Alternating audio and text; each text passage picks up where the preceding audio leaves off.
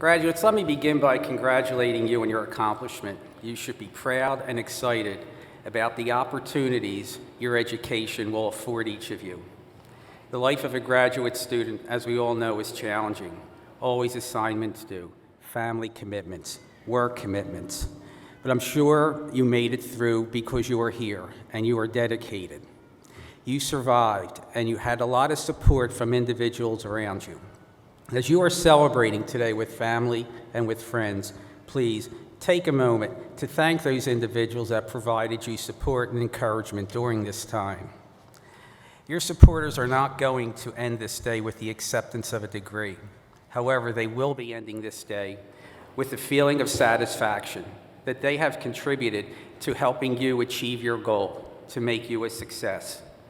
Graduates, the support that they have given you should be as valuable to you as the degree that you are about to receive. When I was asked to speak here, I was honored. I was also concerned. I was concerned because I couldn't think of anything that would provide inspiration or meaning to each of you. A friend of mine said, just tell your story, your experiences, so I'm taking her advice. Growing up, I was a local kid from this area. I grew up on 5th Street, 15 blocks east of here. I went to St. Henry's School, and then I went to Cardinal Doherty High School. When I went to Cardinal Doherty, we were the largest Catholic high school in the world. Unfortunately, neither of those schools exist today.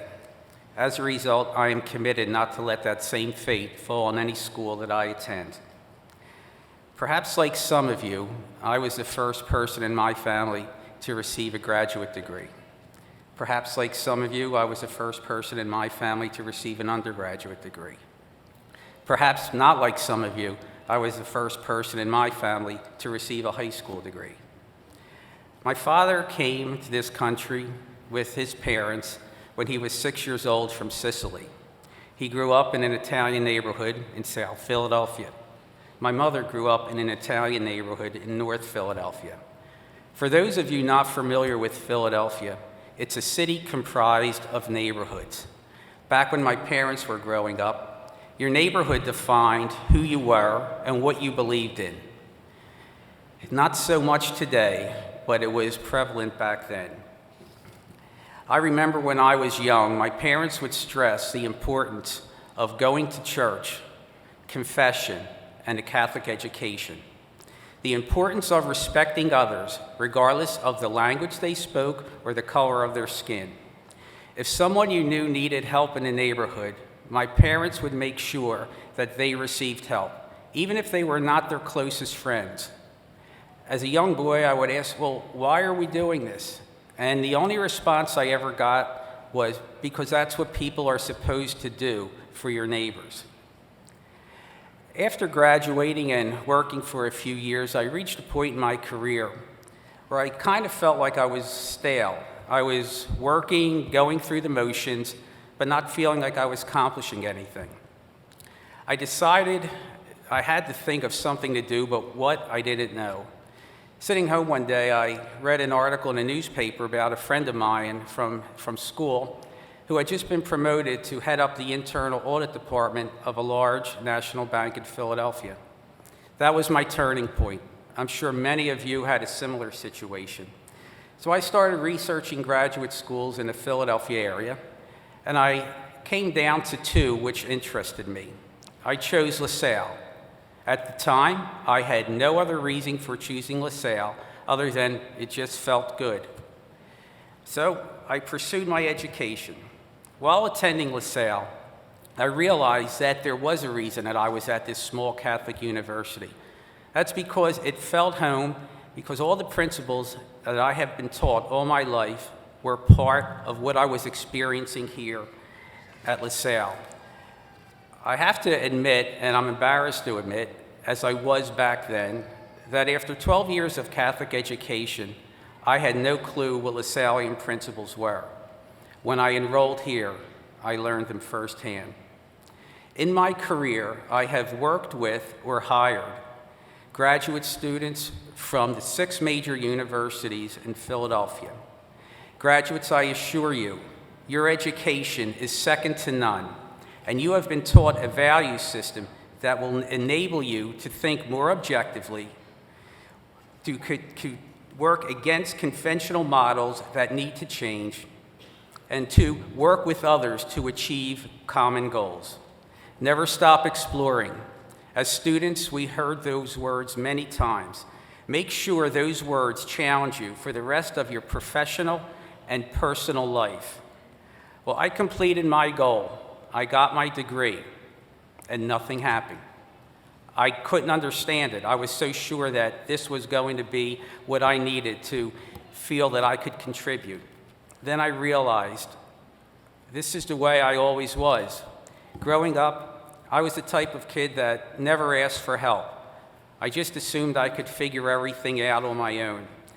Well, the biggest mistake I had stopped doing after school was I stopped exploring. Well, it was time for me to come out of my comfort zone and to ask for help. I had been fortunate because early in my career I had met 3 individuals that impressed me. They impressed me from a knowledge point of view, and ethics, and the way they approached life. I asked them for help. I asked them for advice. I would like to share with you condensed versions of what I learned from each individual, and I hope you'll find it helpful. The important lesson that I want to get across is educate yourself constantly through the experiences of others. Individual number 1. If I could summarize what I learned from him, this would be it. Find out if there are rules. Know the rules. Operate within the rules. It's okay if you're not the smartest person in a room. Just make sure you're the most passionate about what you are trying to accomplish. You can't do everything yourself. Work with people and through people. This person was a CFO. He lived his life by rules, just like a balance sheet. Whatever had to be on one side, he had to balance it out with something on the other side.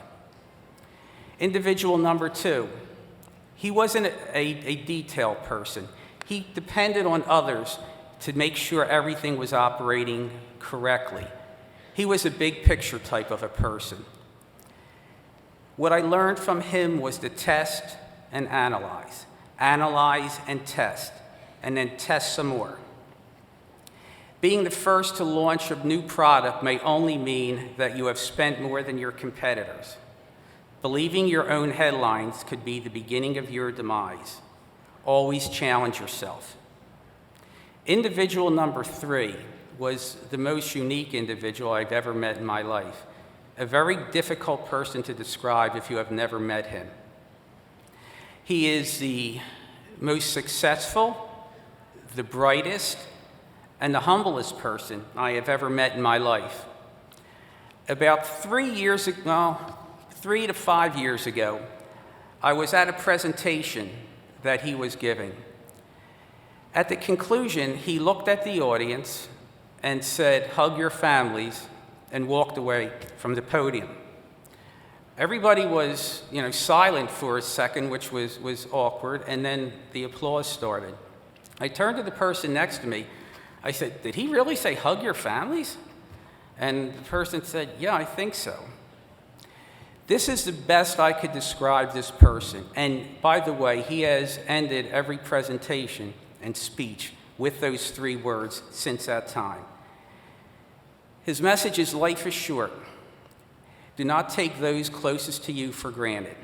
Let them know how much you care for them and provide for them, and here's key words, and those that can't provide for themselves as best you can.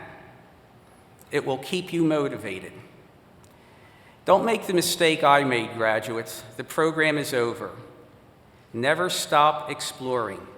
Learn from others' experiences, no matter what your age. As you accomplish your goals in life, let everyone know what small Catholic university helped make you the success that you have become.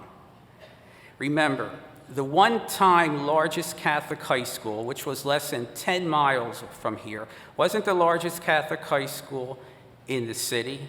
It wasn't the largest Catholic high school in the world. It was in the nation. It was the largest Catholic high school in the world.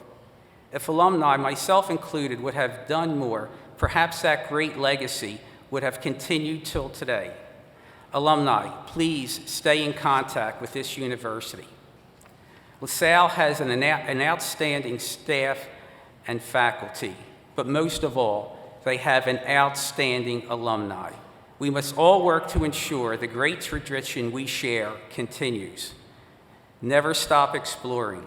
Remember, you have all the tools necessary to achieve your success.